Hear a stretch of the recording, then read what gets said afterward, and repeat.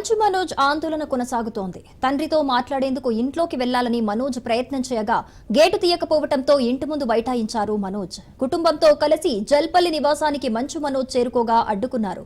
దీంతో నిరసనకు దిగాడు. అటు మనోజ్ వస్తున్నాడన్న సమాచారంతో పోలీసులు మోహరించారు.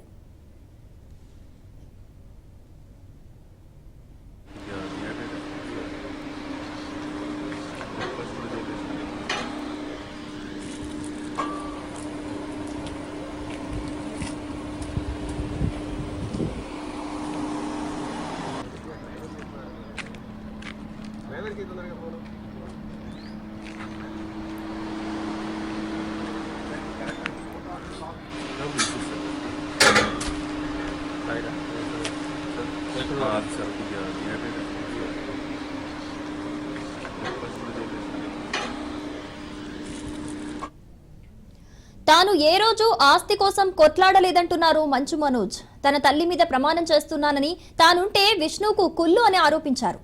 కోర్టు ఆర్డర్ ఉన్న లోపలికి వెళ్లనివ్వటం లేదన్నారు. ఇంట్లో 3 పెట్స్ ఉన్నాయి, అవి ఇవ్వమని అడుగుతున్నానని తెలిపారు. తప్పుడు సంతకాలతో కోర్టులను పక్కదారి పట్టిస్తున్నారని ఆరోపించారు మనోజ్. తన కూతురు బర్త్డే చేసుకోవటానికి ఏప్రిల్ 2న వచ్చామని, ఇక్కడ పరిస్థితులు బాగోలేకపోవటంతో జైపూర్ వెళ్లినట్టు తెలిపారు. విష్ణు భవిష్యత్తు కోసం ఆడవేషం కూడా వేశానన్నారు మనోజ్.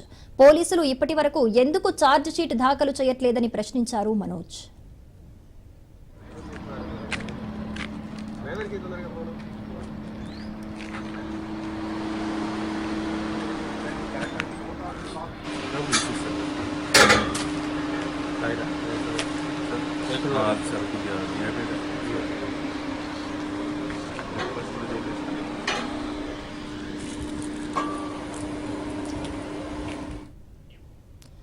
మంచు మనోజ్ ఆందోళన కొనసాగుతోంది. తండ్రితో మాట్లాడేందుకు ఇంట్లోకి వెళ్లాలని మనోజ్ ప్రయత్నం చేయగా గేటు తీయకపోవడంతో ఇంటి ముందు బైఠాయించారు మనోజ్.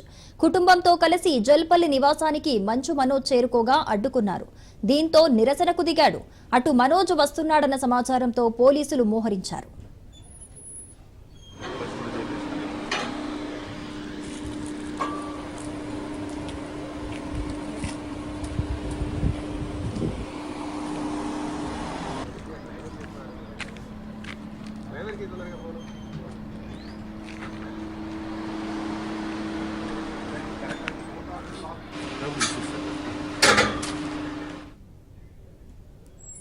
కావాలన్నీ ఇది ఫ్యామిలీ గొడవగా మార్చి అందరినీ పిచ్చోలు చేయడం తప్ప ఇంకేది లేదు.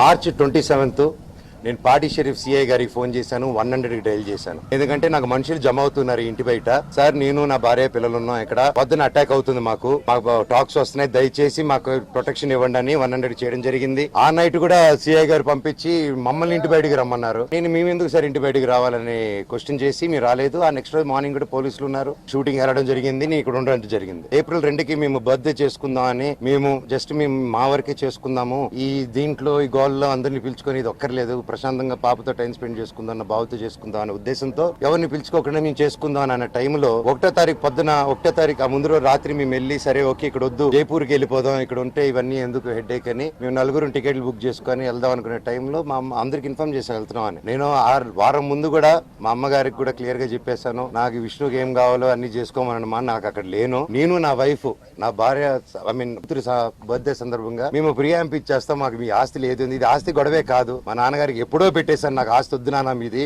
ఆస్తి వద్దు, కానీ పిల్లల భవిష్యత్తుకి మీకు సంబంధం లేదా, అది దట్ ఈస్ ఎందుకంటే స్టూడెంట్స్